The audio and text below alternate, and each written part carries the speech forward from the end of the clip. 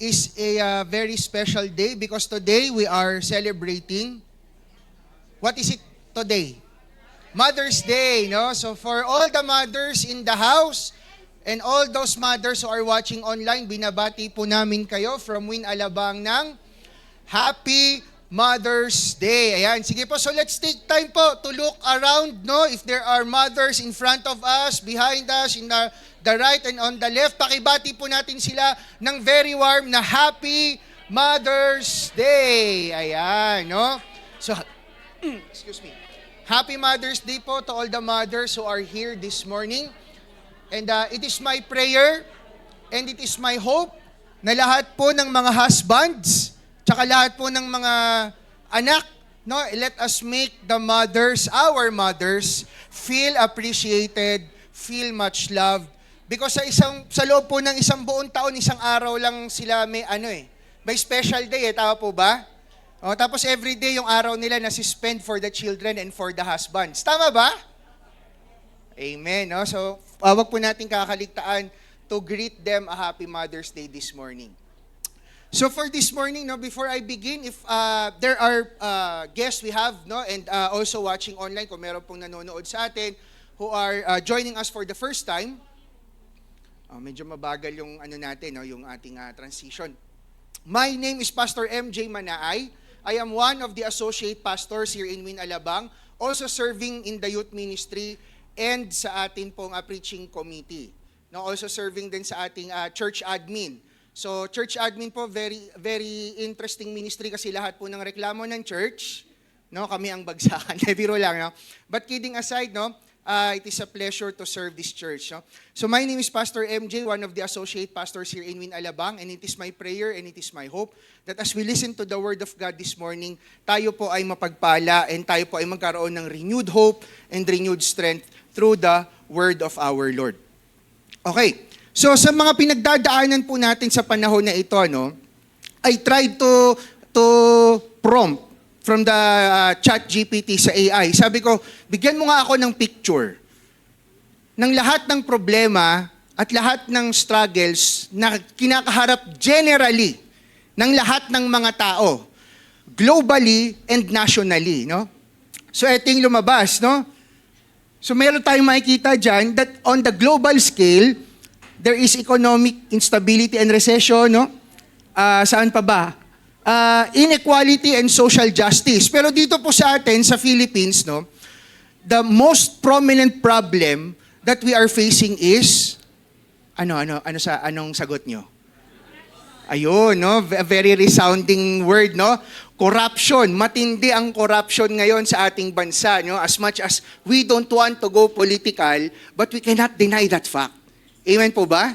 That right now we are facing the problem of corruption. Tapos sabi ko, inisip ko mga kapatid, sabi ko, I am sure, and don't get me wrong on this, no, and I hope no one will get offended. Sabi ko, as much as there are so many problems around the world and all over the country, still, may mga pangyayari sa buhay natin, personal problems that seems to shift our focus kung anong problema ng bansa towards our own personal problems. Amen po ba? No? Naka-experience po ba kayo ng ganito na sometimes you don't care anymore about the corruption kasi nga yung problema mo sa buhay mo sobrang bigat na. Nakaka-feel ba kayo ng ganon? No? And we cannot deny that, no? Because there are times, moments in our lives that even our personal problems are too heavy, seems to be too heavy to bear. Some of those things are, nakalagay dyan, financial problems. Sino po dito ang walang financial problems? Wag aamin. Baka utangan. Baka magkaroon ka ng financial problem. No, but kidding aside, I am sure most of us, if not all, are facing financial problems. Ano pa? Career uncertainty, family pressures, overwhelmed stress. Alam niyo ako personally, nung binabasa ko po ito, for me, one of the heaviest problem a person could carry is yung nandoon sa upper left or upper right in your perspective, no?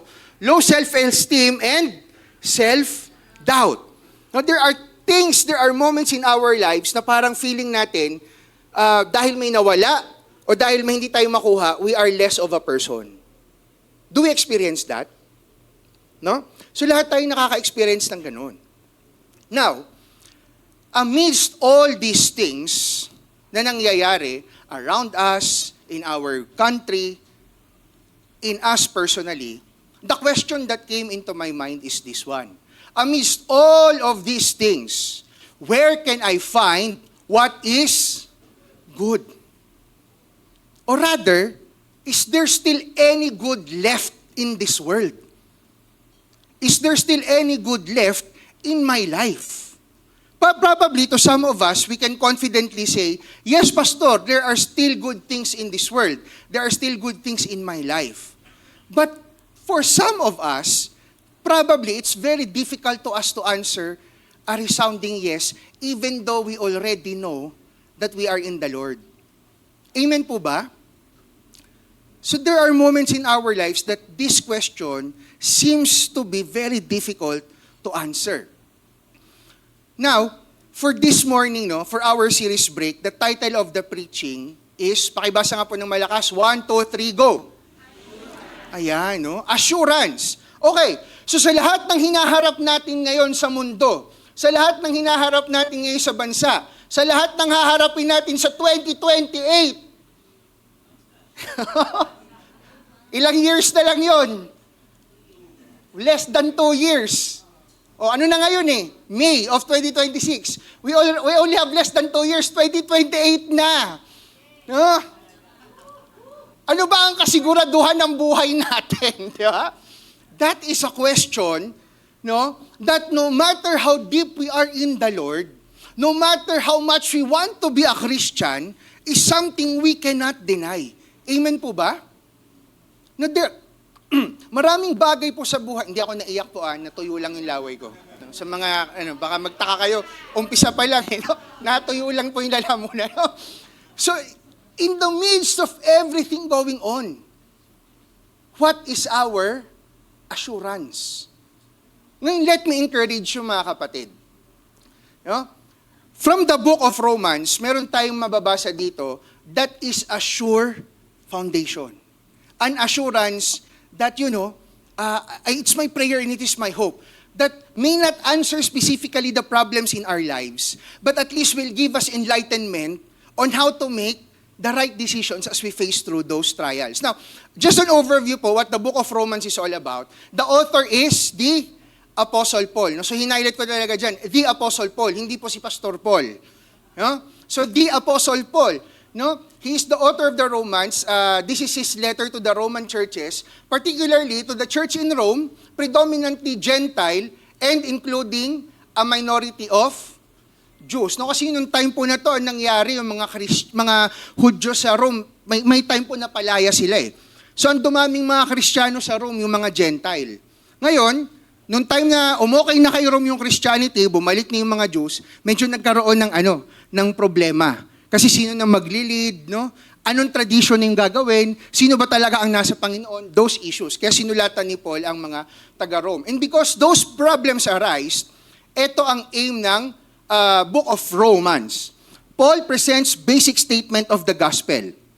God's plan of salvation for all peoples, both the Jews and the Gentiles alike. Now, kanina pinag-uusapan natin, what is the assurance we have for the future? What is the assurance we can hold on to in the midst of all the problems that we are facing collectively and personally? So, mababasa po natin sa Romans 8 verse 28. Sino po nakakaalam ng verse na to? Very powerful verse, di ba? Pakibasa nga po natin ng sabay-sabay ng malakas. Sabay-sabay. Hindi lang malakas sabay-sabay ng malakas. 1, 2, 3, go! And we know that for those who love God, all things work for good. For those who are called according to His purpose. If this is not assurance enough, mga kapatid, hindi ko na alam kung paano pa tayo ma-assure. Kasi grabe, di ba? Ang sabi sa verse na to, sa lahat ng nagmamahal sa Panginoon, sino ang nagmamahal sa Panginoon? Sumigaw ng amen. Ayan, ang dami nagmamahal sa Panginoon. So sa lahat sa inyo na nagmamahal sa Panginoon, all things will work for good. Amen? Here's my question. Are things working for good? Wow, hindi labas sa ilong, no? Oh, amen. Pero, well, if you're a Spurs fan, all things are so far working good, di ba? So yung mga Spurs, anyway, baka hindi naman lahat ng NBA dito, no? No? So sabi sa Romans 8:28, and we know that for those who love God, all things work together for good. Now, if we're gonna read this verse in isolation, ibig ko po sabihin, kung eto lang yung verse na babasahin natin, it seems like very simple ang solution sa buhay. Kung meron kang problema, ano ang solusyon? Mahalin mo si God para lahat magiging maayos. Amen po ba? Kaya sabi dyan eh, and we know that for those who love God, all things work together for good.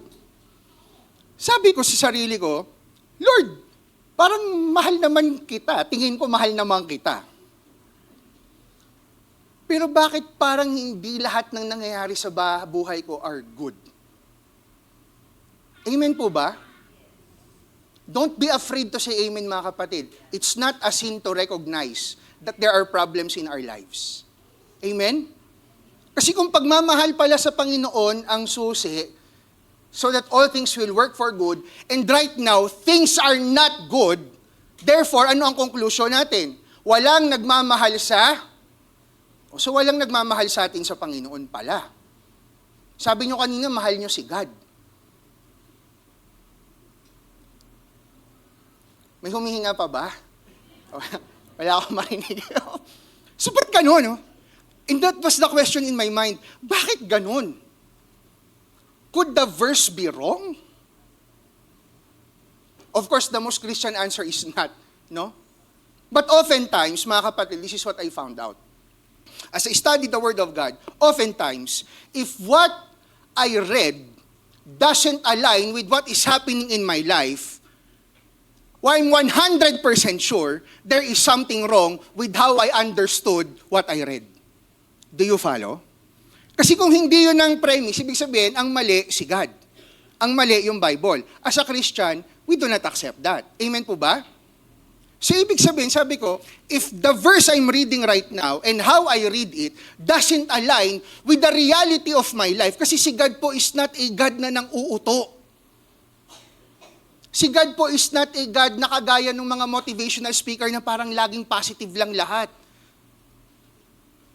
Realities of life, problems in life can be read in the scripture as well. So ngayon, if what I am reading and the way I read it doesn't align with what is happening around me, and most especially with what is happening in me, magkaiba pa po yun eh. Amen po ba?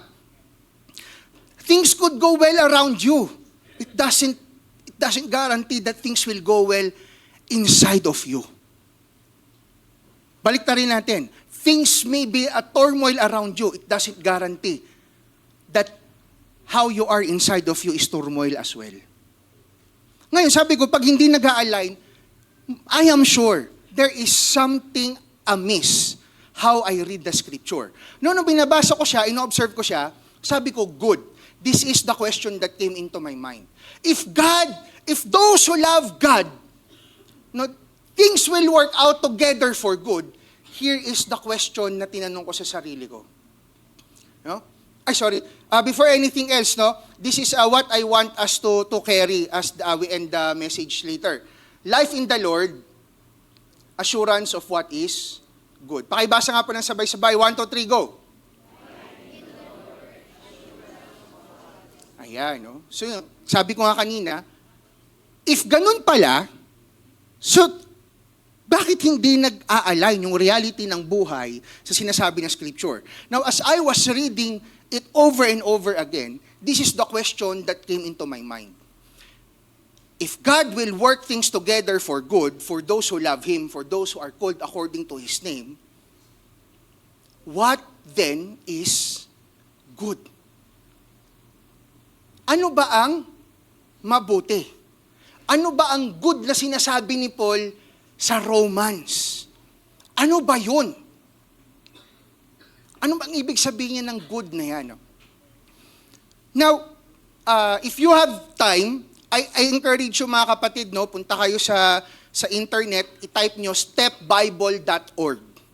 No, stepbible.org. Kasi sa stepbible.org, it's a very good resource po ng word study sa Bible. No, nung tiningnan ko, sabi ko, ano bang ibig sabihin ng good na to? Ano ba yung sinabi ni Paul dyan na good? Is it good na lahat ng problema mawawala? Is it the good na magiging masaya ako palagi? Ano bang ibig sabihin yan? Now, what I found out is this, that in the Bible, no, sa New Testament, nung sinulat ito ni Paul, the word that was used here, ang ibig sabihin ng good is to do good. Oh, so ano nga yung good? No? To do what is good. So parang hindi pa rin nasagot yung tanong ko doon. What is good? Ano nga yun? Hindi ba yan yung, kasi pag good, di ba yan yung masarap lang? Now, there is another word na ginagamit nila to connote that. Yun yung ginamit na good sa Genesis chapter 1. No? Ang sinabi doon, God created the light, God created everything, and He saw that it was. Now, yung good na yon, pagka translate, ang ibig sabihin nun, pleasant, pleasing. It was a different word na ginamit sa Romans. So, ibig sabihin, nung sinabi ni Paul that for those who love God, things will work for the good, hindi niya sinasabi na kung mahal mo si God, magiging pleasing lahat sa buhay mo. Or rather, pag minahal mo si God, gagawin niyang pleasing lahat sa buhay mo. Hindi yun ang sinabi ni Paul. Ang sinabi ni Paul, sa lahat ng nagmamahal sa Panginoon, God will work things out so that good will continue to be done in your life. Now, ano nga yung good na yan? For us to find it out, it's very important that we go back to the previous verses. No? So the verse we read earlier was from chapter 8. So biniakbi ako nung binabasa ko siya, no? Kasi sabi nga dyan, all things work together for good. So ano nga yung good na yan? No? So when I went back several verses, no? From verses 1 to 11, ito yung main idea. No? Sabi sa verse 1 to 11, the main idea was, through Christ, we are no longer condemned. For His work fulfilled the law. No, kailangan natin ng salvation. It's no longer compliance sa law. It's all about what Christ did. Yun ang sinasabi sa verses 1 to 11. No longer are we in the flesh, but now in the Spirit. Those who are in Christ. Now, verses 12 to 17, ang main idea na sinasabi po dyan, living in the Spirit through the works of Christ, made those who follow Him become children of God, heirs of God, fellow heirs of Christ. Now, kung bibiyak-biyakin pa natin yung mga main ideas within these verses, ito po yung sinasabi dyan. Excuse me. Living in the Spirit means the capacity, sorry for the typo error na. Living in the Spirit means the capacity to choose God. Kasi without Christ in our lives, without what Christ did, without the Holy Spirit, mga kapatid, I am 100% sure, hindi natin pipiliin si God. Amen po ba? When faced in trials, yung mga pinakita ko kanina, when we are experiencing personal problems, parang ang sarap wag sumunod kay God. At parang yung pagsunod kay God, mas lalong mahirap. O ako lang yun. Kayong lahat, Pastor, kahit anong mangyari, okay ako sumunod kay God. Walang kahirap-hirap yan. No? Pero yun yung sinasabi sa verses 1 to 11. Because of what Christ did, we are no longer in the flesh. We are now in the Spirit. So our capacity now to follow God doesn't rely on what we can do. It now relies on what Christ did in our lives. And that is if we are in Christ. Clear po ba? That's what living in the Spirit means. Ano pa? Excuse me. Capacity to choose God even when it is hard. And also, excuse lang po Sige po, pakibasan ng malakas. 1, 2, 3, go.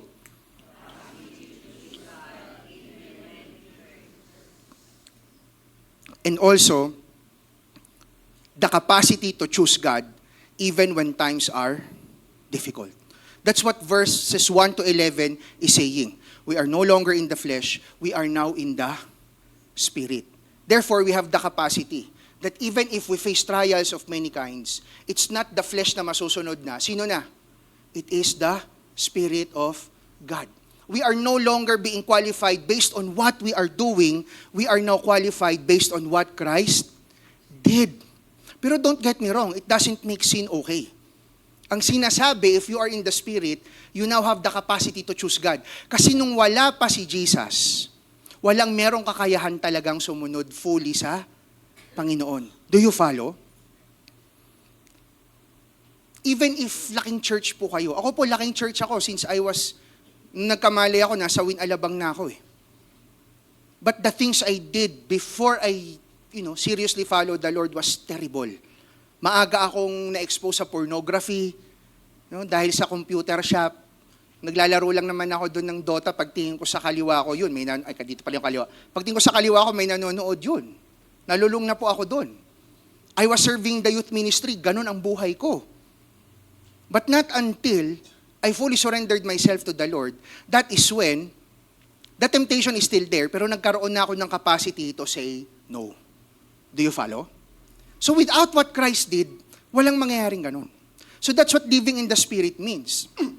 Sabi po sa Romans 8, verses 5 to 6, for those who live according to the flesh, set their minds on things of the flesh. But those who live according to the Spirit, set their minds on things of the Spirit. For to set the mind in the flesh is death. But to set the mind on the Spirit is life and peace. Yan ang sinasabi sa verses 1 to 11. Now, doon naman sa sumunod, in 12 to 17, those who choose God have the promise of a future eternally with Him. Amen po ba?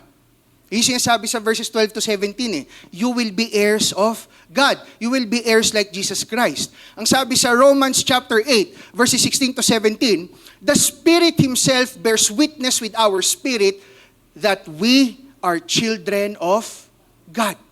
Verse 17, and if children, then heirs. Mga tagapagmana, heirs of God and fellow heirs with Christ, provided we suffer with Him in order that we may also be glorified with Him.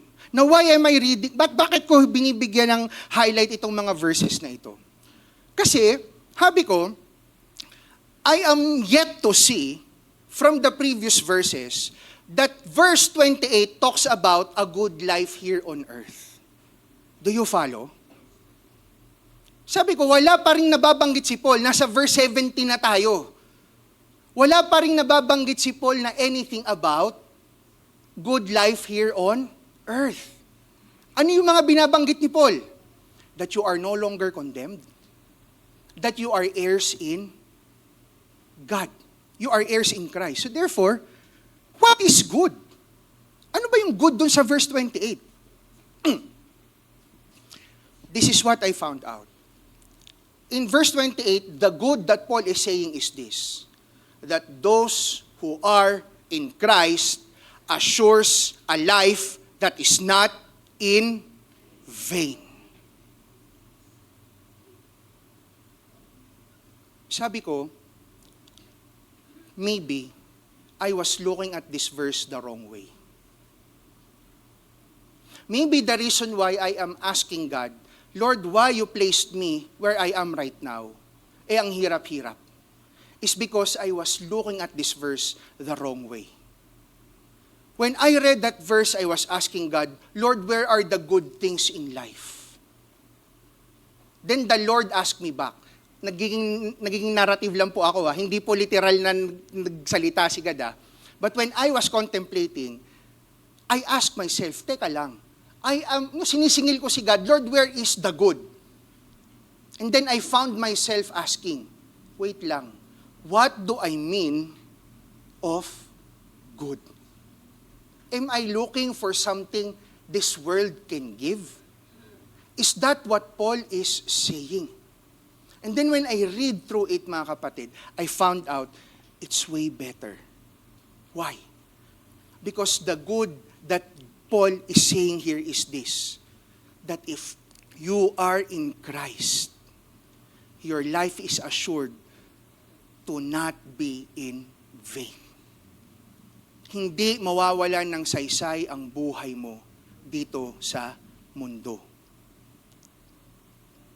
But the question we need to answer ourselves honestly, where am I putting the worth of my life? Saan ko ba hinahanap yung halaga ng buhay ko? Kasi pag hindi kami mag-align ni Lord, verse 28 will mean nothing to me. Verses 1 to 17 will mean nothing to me if me and the Lord will not align on it. And then I found myself seeking my worth on things of this world. And I'm gonna be honest, mga kapatid.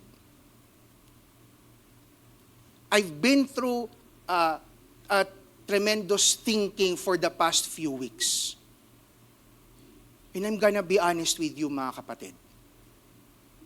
And I told this to Pastor Paul. I was at the brink of quitting the ministry. I was there. Because I am starting to feel like, Lord, it seems like this is not worth it anymore.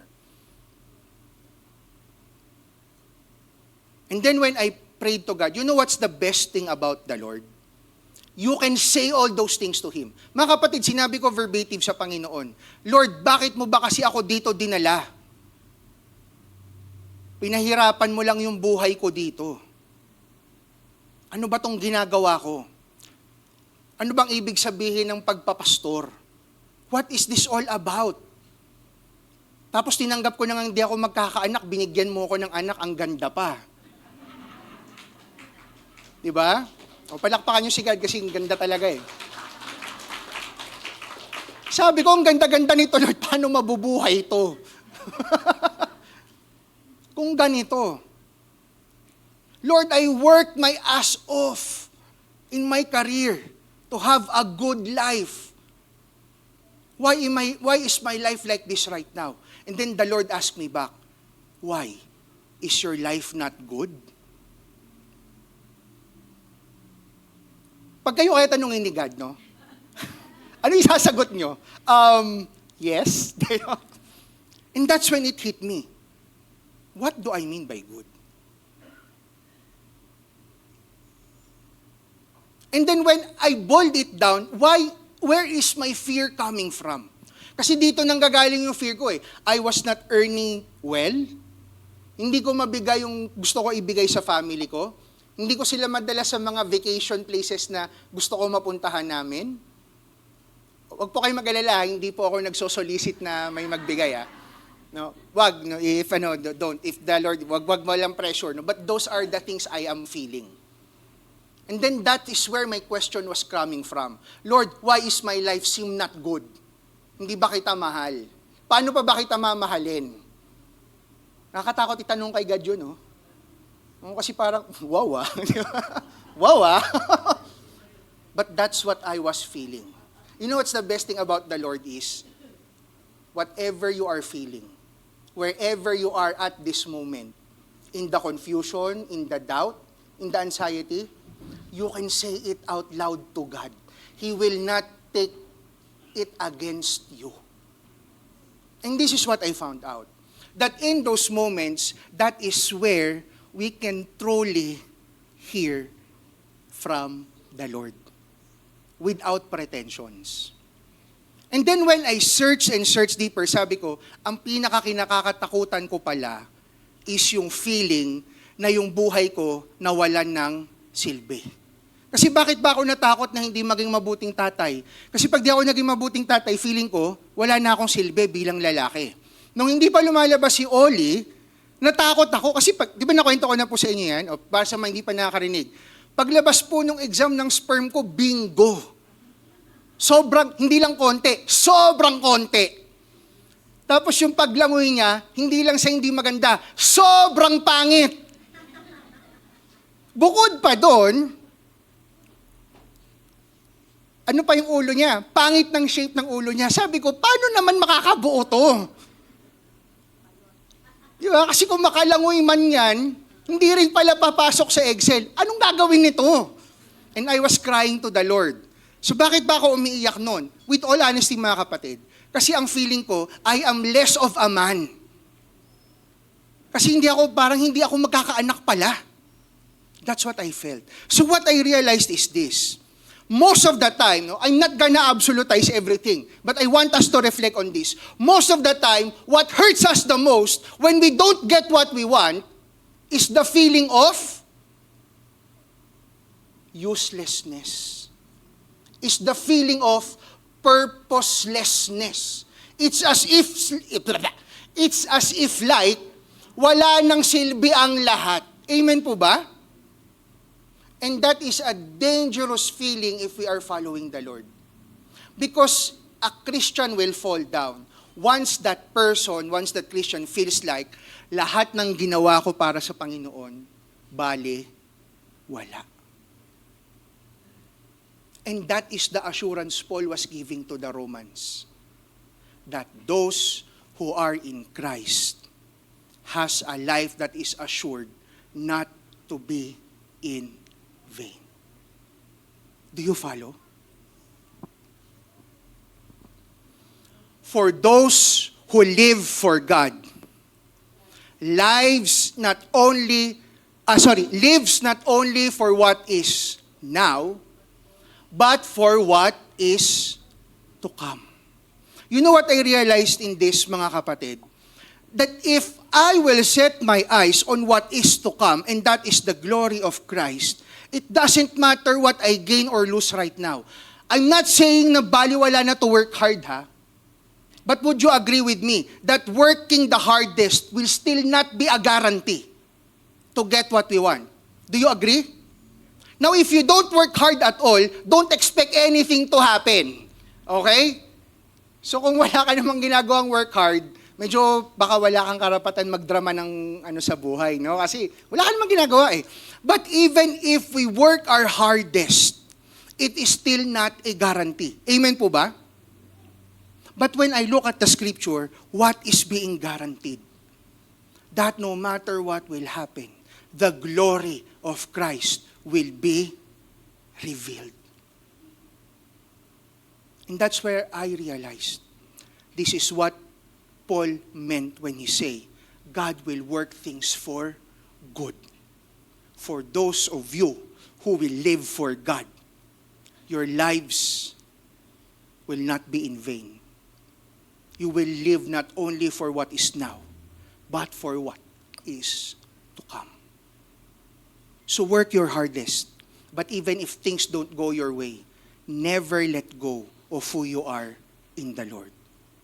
Because when all is said and done, what will remain is God and His Word.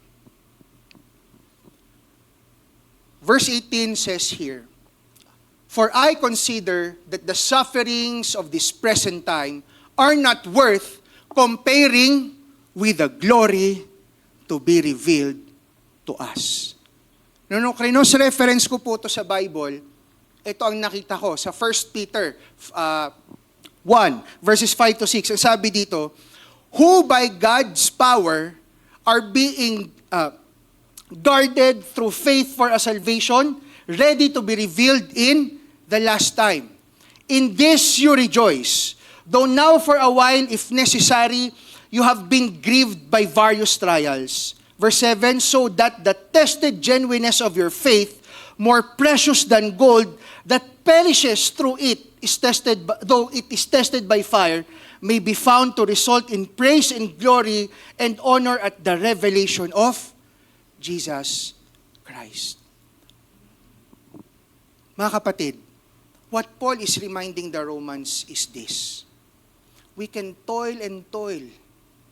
We can search and search for meaning of life. We can compare ourselves to others. Kasi nung time po niyan, nagkakaroon ng ganung problem sa Rome. they are comparing themselves with one another. We are Jews, you are just Gentiles. Ngayon, pumunta ka lang sa Facebook, talamak po yan eh. Amen? And minsan nakaka-tempt mag-post ng ako na lang ha, sige, di ko na kayo idadamay. Minsan pag magpo-post ako ng maganda sa Facebook, iniisip ko, ba't ko ba ito pinopost? Bakit ko ba ito gusto i-post? So that they will compare themselves to me. And I'm gonna be honest, there are times na may ganon. Sana lang wag ako ma-judge, no? Na sa lahat ng post ko na maganda, ay, Pastor MJ, iniinggit na naman kami. But I'm gonna be honest, there are those times. There is a famous, how do you call this, influencer sa YouTube, Diaries of a CEO, I forgot the name. No? He's, magulo yung stance niya eh. Dati daw atheist siya eh, tapos naging agnostic, na open siya kay Christ. Magulo, no? Basta ang point, di siya fully sa Panginoon. Kausap niya, yung one of the man I'm looking up to, si Wes Huff. Nag-uusap sila. Ito galing po to sa atheist na kausap ni Wes Huff. Sabi niya, what is peculiar about what's happening in the society today for me is this. That the more people are given the opportunity to flaunt what they have, the more people now are depressed. Data po yun. Kung kailan mas naging active sa social media, at kaya mo nang i-open sa lahat yung nangyayari sa buhay mo, at malalaman mo ang nangyayari sa buhay ng lahat, mas tumaas ang rate of depression. Alam niyo yung naging conclusion ng atheist na yon? Sabi niya, I think it is because of vanity. Vanity can cause depression. Doon ko na-realize that a good life goes beyond what I can acquire here on earth. I'm not saying it's not good. What I'm saying is this. Even if I get everything of this, if I lose God, then all of this will mean nothing. Now, in the worst case possible, I will get none of this. That's the worst case. I will get none of this, but I remain in God. Then I can still say, I have everything I need. Amen po ba? Because what we are living for is not only the life we have right now, but of a life that is to come. For creation waits with eager longing for the revealing of the sons of God. No? Yan po yung next, sabi sa Romans 8 verse 19. So what then is good? That those who are in Christ paves the way for what this world truly longs for. If we choose to continually love the Lord, if we choose to continually follow God, then this is the kind of life that we will be living. A life that paves the way for what this world truly longs for. Creation longs for its Creator. Those who choose to live for Christ now is already in Him. As cliche as it may sound, mga kapatid, there is a deep emptiness in our hearts. This is what I have observed with what is happening nowadays in our society. And I think this is a very good thing. No, more and more, when I open my social media, kilala niyo po ba si Rendon Labrador? Si Rendon, kilala niyo? Oh, yun, kilala ni Brother Joed, no? Rendon Labrador, yung macho yun eh. Malay katawan eh. No? Tapos nawala lahat ng social media account nun. Kasi siya ng cloud chasing. Ibig sabihin, lagi nakikipag-away sa social media. No? He built his worth on that. And then it was gone. You know what is happening to his life right now? Right now po, he's attending CCF. And not only attending CCF, nagpapadisciple na po siya ngayon. No? Oh, very good, no? Approve po? Yes, we approve, no? Yes, so ngayon po nagpapadisciple na po siya. Alam niyo yung nakita ko? After nun, ang dami na biglang ibang influencer, uma-attend na rin ng CCF. O, ang dami. Di ko na sasabihin ko sino-sino yung mga nakita ko. In my mind, sabi ko, sincere kaya tong mga to. Kasi nung umatin si Ren doon sa CCF, tapos nakita ng mga tao, gumanda yung image niya eh. Bumalik yung following niya eh. Bila ang dami rin ibang followers, umatin din eh. Sabi ko, sincere kaya tong mga to? Pero sabi ko sa sarili ko, it doesn't, siguro hindi ko naman problema na if sincere sila o hindi. What matters is, they are there. Ay nung binalikan ko, saan nagsimula yun? Nung nakita nila si Rendon. And ngayon si Rendon, pag pinapanood yung mga content niya, it is no longer about gaano siya kamacho. It's no longer about gaano siya ka-astig, ka-disiplinado. His life now is all about God. Sabi ko, even if a person maabot ang rurok ng kasikatan, kung wala talaga ang Panginoon, things will be in vain. But if a person turns to the Lord, it doesn't matter anymore. But here's the caveat. Here's the catch. If a person truly follows the Lord and loves God, his life will impact other people. And that is where true worth of life will come from. Kaya convinced ako, tama yung sinasabi ni Paul. Everybody longs for the Lord. It's just that only a few comes to Him. And for those of us who continually choose to come before the Lord, mga kapatid, the worth of our life is in this. That whatever we face, the work of the Lord will not stop. It will continue. And through us, our greatest hope is that others will know God as well. Romans 8:24 to 25 says, "For in this hope we are saved. Now hope that is seen is not hope. For who hopes for what he sees? But if we hope for what we do not see, we wait for it with patience." That's why I am convinced, the verse 28 has nothing to do with the goodness that we can experience here on earth. But the good that Paul is saying is no matter what we face, no matter what the world will take away from us, what it cannot take away is the good work of Christ in our lives.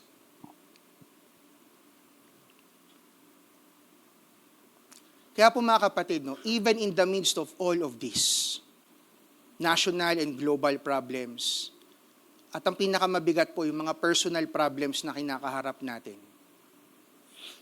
The question is, how can I hope for a good that is to come when there is so much hopelessness in the present time? Kasi nga, Pastor, well and good. Parang masarap naman pakinggan. Kaya lang, this is the reality of life right now. So how can I hope for what is good? Ang sabi po dito sa Romans 8 verses 26 to 27, likewise, sige po, pakibasa natin ng malakas yung verse 26. 1, 2, 3, go.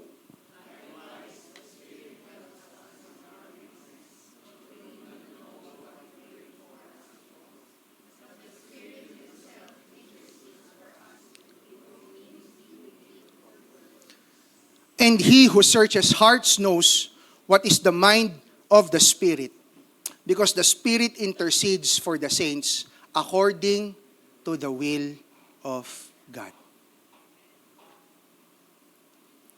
Coming to the Lord, mga kapatid, doesn't require the right words. Coming to the Lord, mga kapatid, doesn't require that we are okay. If you attended Soakers Night last Friday, isa po yun sa mga nasabi namin, that if we will seek the Word of God, we will find out that God does not deny our humanity. God does not deny our thoughts. God does not deny our fears. God does not deny even our personal desires. Even desires that are not aligned with Him. Even desires that we are not sure will ba to ng Panginoon. And when I say God does not deny those things, what I mean is, with all of those things, we can come to Him. Now, with everything going on right now, mga kapatid, if we are looking for the goodness in the things going on right now, it is this, that in the midst of all those problems, we can go to God. Ito yung nasabi ko po nung Friday sa Soakers Night. How can you surrender something you don't have? Posible po ba yun? Iso-surrender mo yung isang bagay na wala naman sa'yo. Therefore, if we are to surrender to the Lord all our fears, all our doubts, all our worries, and all our uncertainties, mga kapatid, those are the things we exactly are to bring before the Lord. What is the goal? So that we will not lose our way. And for those who have not yet decided to follow God, and right now, you are feeling like, I want to finally follow the Lord today so that my life will not be in vain. Mga kapatid, it's not a requirement to let go of those things right now.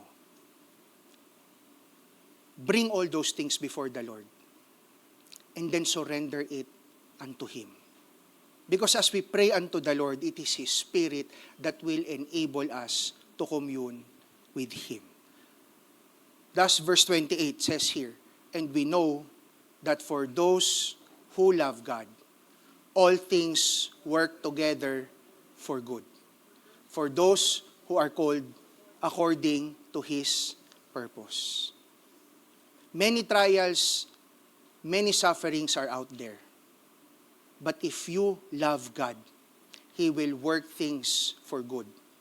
Not things that are pleasing, but He will not let you go astray from the goodness that He has done in your life. And ultimately, your life will not be in vain. It's not gonna be in vain. Mga kapatid, if you're feeling right now that it is hopeless, that it is meaningless, if you're working so hard, and it feels like it is all for nothing, mga kapatid, we go back to God. We go back into loving God. I was actually thinking if I'm gonna share this, no? Kasi I think ipipreach to some other time, pero pahaypiyawan ko na lang. Last Friday po, nag-devotion kami. We praise God for Pastor Aclao for what she has shared, no? In 1 Corinthians chapter 13, the famous love verse na ginagamit pag wedding. Di ba? Yung 4-6, love is patient, love is kind. But what really caught my attention was verse 7. And it says there, love bears all things. Love endures all things. Love believes all things. Love hopes all things. And when I meditated on that verse, this is what I realized. If I am to say I love, this is what I am to choose to do. I will choose to bear. I will choose to believe. I will choose to hope. I will choose to endure. Now, if you feel like it seems na yung journey mo sa Panginoon, Lord, palagi ko na lang bang pipiliin yung magpasan? Lord, palagi ko na lang bang pipiliin magtiis? Lord, palagi ko na lang bang pipiliin mag-hope kahit ang hopeless na ng mga nasa paligid ko? Mga kapatid, if you are at that point, I want to give you a pat on the back because that is what loving God means. Because the object of our love for the Lord is not what we can get out of this world. The object of our love for the Lord is the joy of loving Him. Does it make sense? The joy in following the Lord is not the absence of suffering. The joy of loving the Lord is that in the midst of suffering, I am loving God. Because I know that if I will choose to love God, kung pipiliin kong mahalin ang Panginoon, He will work things for good.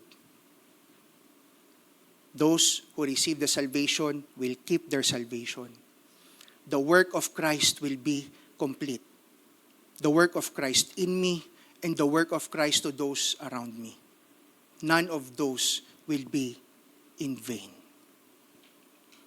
For those who foreknew, He predestined to be conformed to the image of His Son, in order that He might be the firstborn among many brothers. And those whom He predestined, He also called. And those whom He called, He also justified. And those whom He justified, He also glorified. Now, these two verses, mga kapatid, is kind of, what's the word I'm looking for? Controversial. It's kind of controversial. Bakit?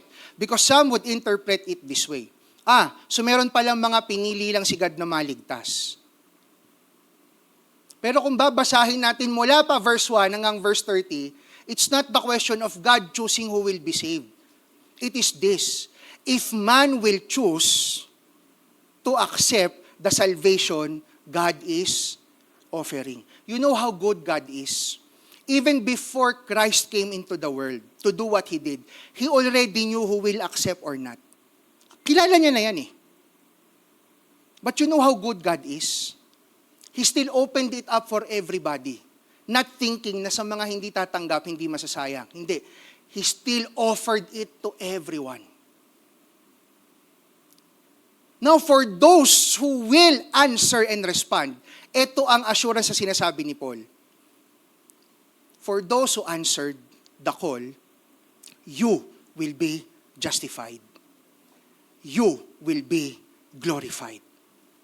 So from verses 1 to 30 ang sinasabi ni Paul, that the work of the salvation God did through Christ will never fail. That no matter what the world will take away from you, no matter what the world will do to you, if you love God, His work in you will never fail. Why? Because He already knew that you will receive. You are already justified. You are already glorified. Now, what is our hope in this? That we do everything we can to also share the love to everybody. Kasi hindi naman natin alam eh. Amen po ba? Kung si God nga alam na niya kung sino yung tatanggap sa hindi, in-offer pa rin niya sa lahat eh. What right do we have para hindi i-offer yun sa lahat? Do you follow? Are you following? So that more and more people will come to know God. God who called us in salvation through Christ, through His Holy Spirit, will enable us to stand firm and remain in Him. So what then is good? What is good is that we are and will remain in Christ.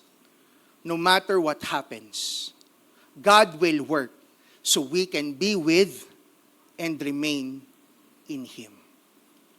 Mga kapatid, even if it is already becoming a struggle to continue to follow God, this is how good God is. He will make a way so you can remain in Him.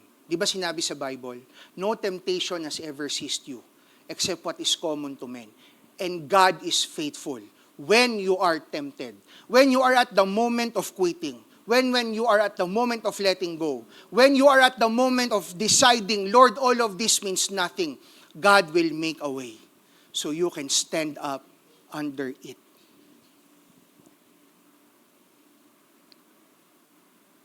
What then is good? That the lives of those who will choose God, no matter what, will never be in vain. The saddest thing, mga kapatid, is that we chase after what this world can give. Because if the world can give it, definitely, the world can take it away. Amen po ba? If you are working in a company, if you compromise your ways, kasi gusto mo ibigay sa'yo ng boss yung promotion, at any given moment, pwede ng boss tanggalin yung promotion na yan eh. Amen po ba? If we are seeking for significance at gagawin natin ang lahat to win that significance over from other people, the moment na itigil natin gawin yung ginagawa natin, our significance will be gone. Amen po ba? If we will compromise our ways to earn more money, the moment we stop serving what this world wants, the money will stop coming in. Amen po ba? But no matter what will happen, there's one thing this world cannot give. And that is the true meaning and purpose of life. And that is only found in the Lord. So no matter what happens, mga kapatid, it can never be taken away from us. So out of all these problems na nabanggit po natin kanina, we know that for those who love God, He will work things for the good. Life, loving the Lord, assurance of what is good. If we are looking for the hope in the life right now here on earth, mga kapatid, let us go back to where life all began. Let us all go back to where our salvation began. Let us go back into loving God. Now, this is my question lang po sa ating lahat.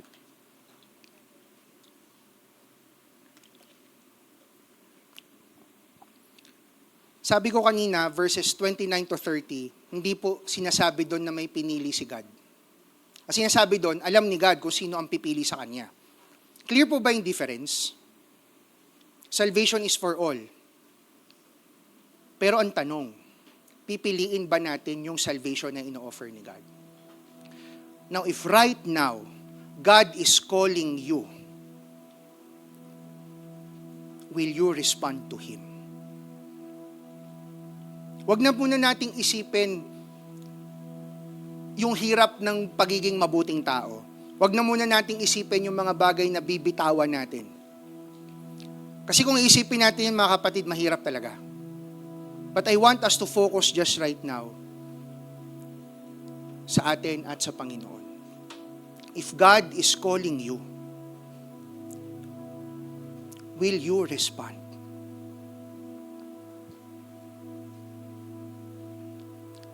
Now for those of us naman who already responded to God, this is the question. Will we remain? What if, even if we remain, the things in this world we hope for will not come? I'm not saying it will not, but what if? Will we remain? What if the cost of following God is everything we have? Will we remain? Another question I want us to think about is, kasi sabi sa Bible, neither death nor life nor anything in this world can separate you from the love of God. What it means is, there's nothing in this world that will stop God from loving us. Amen? But I want us to ask these questions in ourselves. What are the things that will stop me from loving God? What are those things that if taken away will stop me from following the Lord? Kung meron pa, mga kapatid, it is my prayer and it is my hope that as we sing the song, we surrender it all unto the Lord. With this kind of attitude, Lord, I surrender all of this because I want to choose to love you. I want to surrender all of this because I know in the end it is you who will not fail. Lord, I want to surrender all of this because I know that if I will love you, you will work for the good. The work of your salvation will not fail. And my life will not be in vain. So these are the challenge. Well, it's just a single challenge lang naman. But a call for all of us this morning. Ang ganda po nung nakaraang series natin, no? Things that will change our mindsets. For those of you who are working with Pastor Paul, ministers, ministry, you all know that Pastor Paul is studying really hard with how the brain works. Ang tawag po doon, neuroscience. Tama, Pastor Paul, no? But even Pastor Paul will say, kahit ma-master mo ang neuroscience, yung personal will natin is not gonna be enough. Amen? It will still fall short.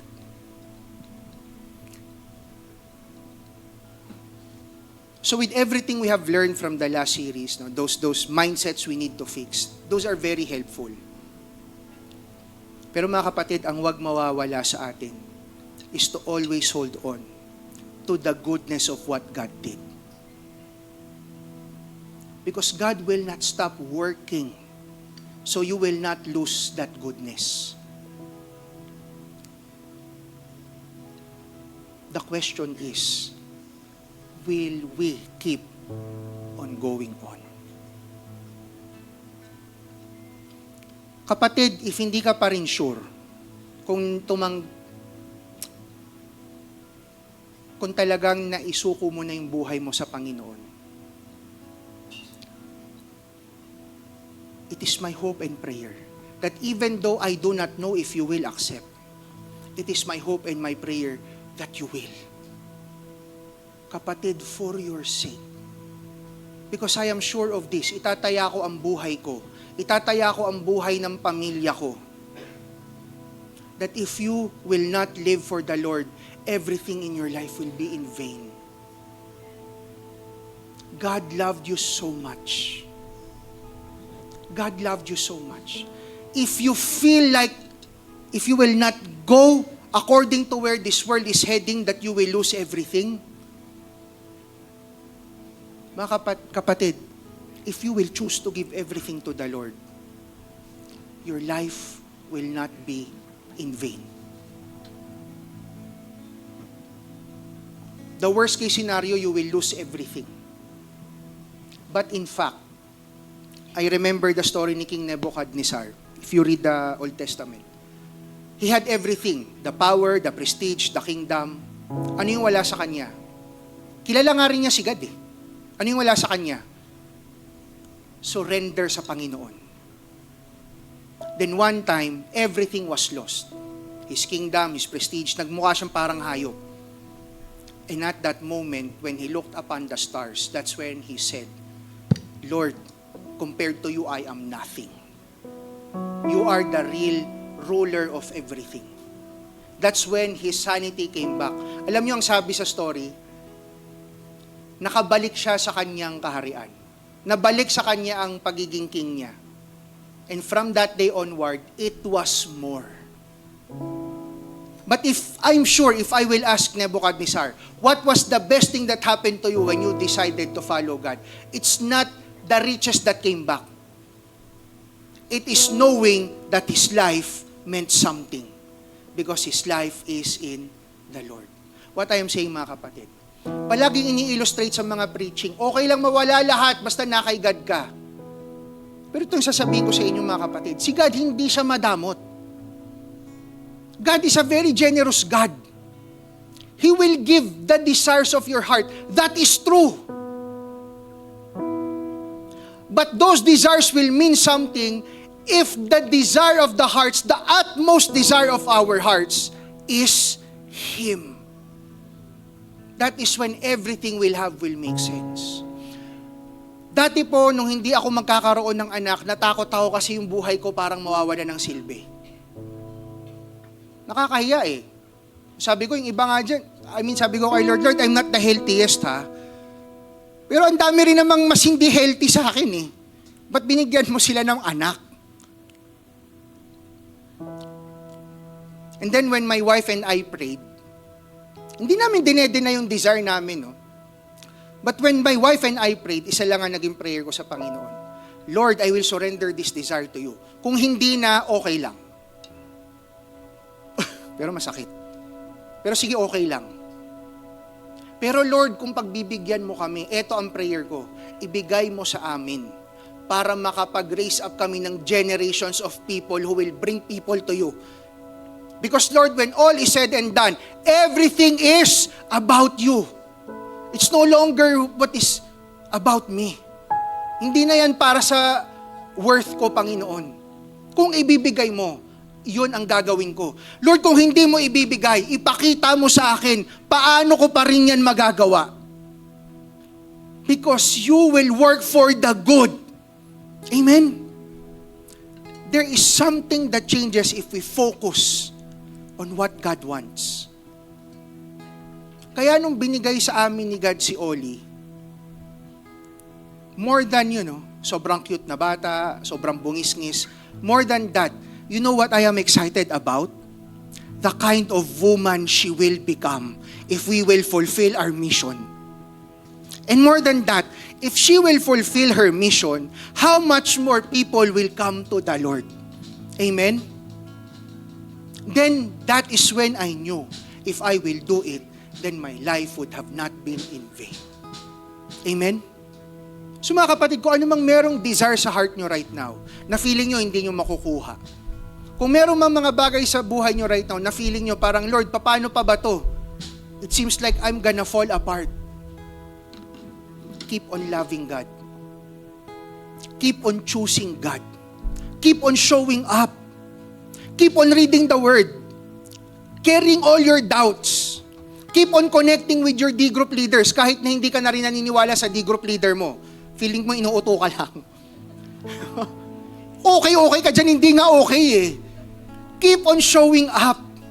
And for us leaders here in the church, keep on connecting to them. Because the key is to keep on choosing to love God. Amen po ba? For those who love God, He will work things for good. Your life will not be in vain. I guarantee that. A time will come when we will all rejoice, when Christ will return. Why? Because we know what we stood for was not meaningless. Because we know that what we stood for, everything we gave up, was all for that glory. Amen po ba? So in this church, let us work together. So all of us can keep on loving God. Sige po, tayong lahat ay tumayo. As we sing this song, mga kapatid, I encourage you. Wag na po tayong wag na po tayong magpakyut sa Panginoon. It's you and the Lord lang naman eh. Hindi ko na mamayaan yung sa heart nyo talaga eh. If there are hurts and pains and doubts and worries, ibigay nyo sa Panginoon. If you are wanting to follow the Lord, pero natatakot ka, Lord, if I follow you, paano na yung ganito, paano na yung ganyan? Ibigay mo sa lahat sa Panginoon. Ito lang ang hihilingin ko. Choose to follow God. Choose to follow God. And if you choose to follow God, mga kapatid, we will wait. Pastors, if I may ask, we stay. Mamaya, kung kayo po ay nag-decide to truly follow God, talk to us. So we can help you to keep on following the Lord. Amen? If you're not comfortable po sa amin, mas comfortable kayo sa nag-invite sa inyo, sa D-group leader nyo, then go to that person. Ang sinasabi ko lang, if today you are choosing to follow God, talk to someone here in this church so that we will know, so we can help you. Amen? Kasi hindi po madali yung desisyon na gagawin nyo. We know. But we have one another. Most especially, we have God. And God will never fail. As we sing this song, mga kapatid, let's surrender everything to the Lord. It is between you and God. Whatever it is, doubts, fears, worries, everything, surrender it unto the Lord. And let the Holy Spirit work through you, intercede for you, and speak to you. Blessed assurance, Jesus is mine. He's been my fourth man in the fire, time after time. Born of His Spirit, washed in His blood, and what He did for me on Calvary is more than enough. Perfect submission, perfect submission. All is at rest. I know the author of tomorrow's ordered my steps. So this is my story. This is my song.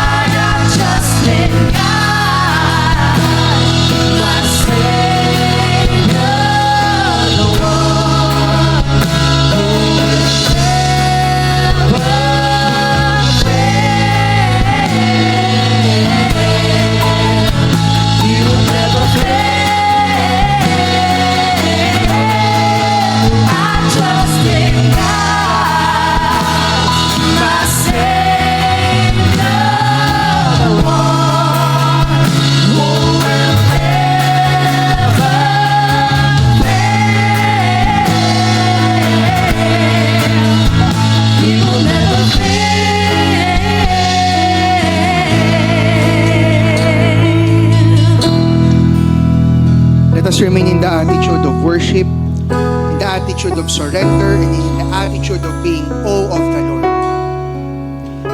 Brother, sister, if you think like, and if you feel like you are less of a person because of the things you do not have, because of the things that you have lost, because of the things that has not yet happened despite of following the Lord, let me encourage you this morning. It is not yet the end. It is not yet the end of the story. God is not yet done with you, and He will never fail.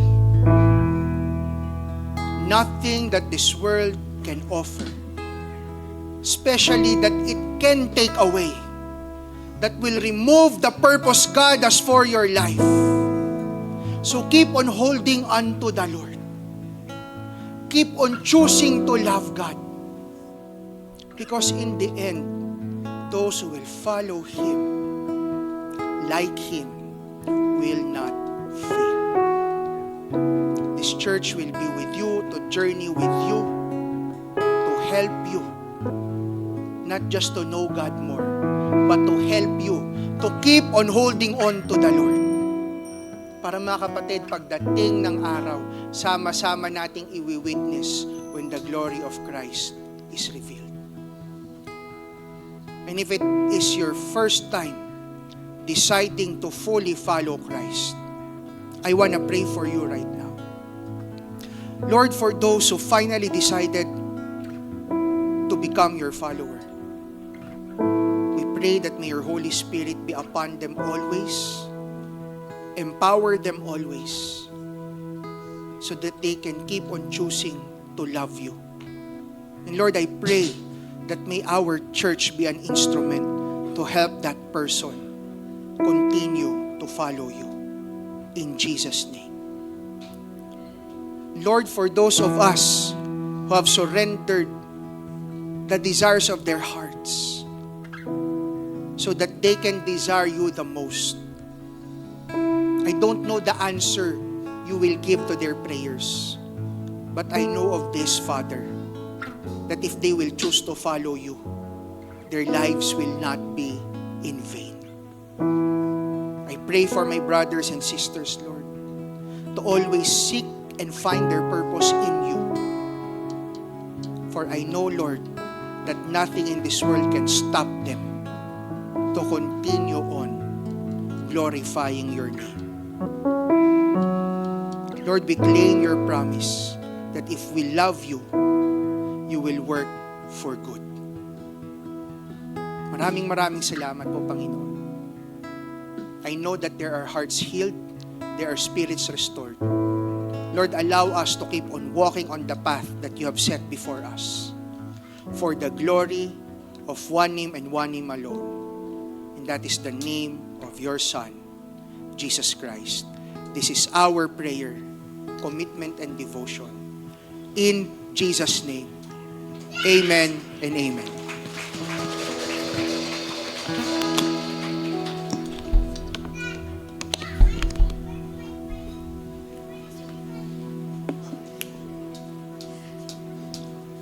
Sige po. Hello. Yan, makakaupo po muna tayo. As we go to the next part of our program, I would like to invite everyone to please prepare our tithes and offerings. May mga envelopes po sa pocket sa harap ng inyong chairs where we could put our tithes and offerings. And if you already have it with you, can we raise those envelopes as I lead the prayer for this morning?